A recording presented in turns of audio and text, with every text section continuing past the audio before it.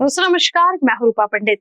आज हम आपको एक ऐसी कहानी बताने जा रहे हैं कि कैसे एक गलत स्पेलिंग वाले स्टेशन नाम और मेट्रो अधिकारियों की सतर्कता से एक नाबालिग लड़की को उसके परिवार से पुनर्मिलन करवाने में मदद की गई। इस रविवार की भी दोपहर सीताबड़ी इंटरचेंज मेट्रो स्टेशन पर मेट्रो अधिकारी यात्री सेवा में व्यस्त थे।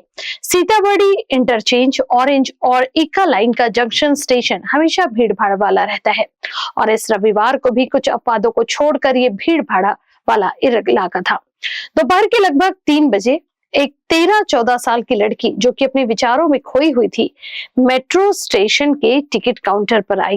वो थोड़ी संकोच करते हुए डरी डरी कुछ कह रही थी, जिसे टिकट काउंटर पर बैठे अधिकारी विश्वास नहीं कर पा रहे थे।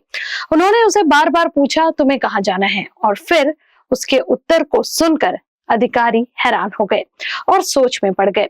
जी हाँ, ये लड़की बार बार यही कह रही थी कि मुझे दक्षिण कोरिया का टिकट चाहिए। नाबालिग लड़की के ऐसा कहते ही अधिकारी उसकी बात पर विश्वास नहीं कर पा रहे थे। उन्होंने उसे बार बार समझाया कि महा मेट्रो केवल नागपुर में यात्रा करवाती है, यह मेट्रो दक्षिण कोरिया नहीं जा सकती। लेकिन लड़की अपने शब्दों पर अड़ी रही और वह बिल्कुल भी नहीं मान रही थी। कुछ गलत होने का एहसास होते ही अधिकारियों ने तुरंत उसे अंदर ऑफिस में बैठाया और अपनी टीम के वरिष्ठ अधिकारियों को वहां पर बुलाया। अधिकारियों ने लड़की को सांत्वना दी और उसकी व्यक्तिगत जानकारी ली। जो जानकारी उसने दी तो वहां मौजूद सभी लोगों को जानकारी चौंका देने वाली थी। दरअसल ये लड़की वर्धा जिले के सेलू की रहने वाली थी और अपने माता पिता से मामूली विवाद के बाद घर से बिना कुछ बताए निकल गई और नागपुर आकर सीताबड़ी मेट्रो स्टेशन पहुंची। लेकिन उसे दक्षिण कोरिया क्यों जाना था? अधिकारियों ने उसे समझाया और फिर उसने अतः अपनी बात स्पष्ट की।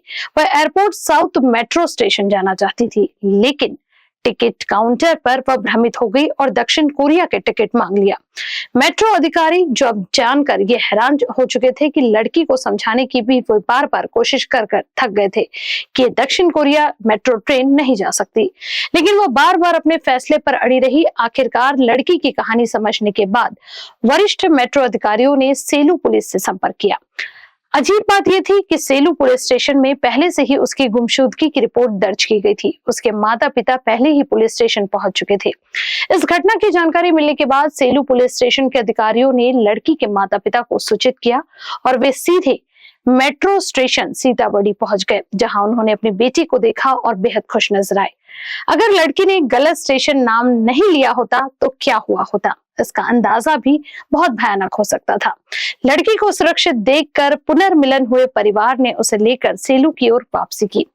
इस प्रकार एक गलत स्टेशन का नाम और मेट्रो अधिकारियों की सतर्कता और ईमानदारी के प्रयासों ने एक 14 साल की लड़की को उसके परिवार से पुनः मिलन करवाने में मदद की।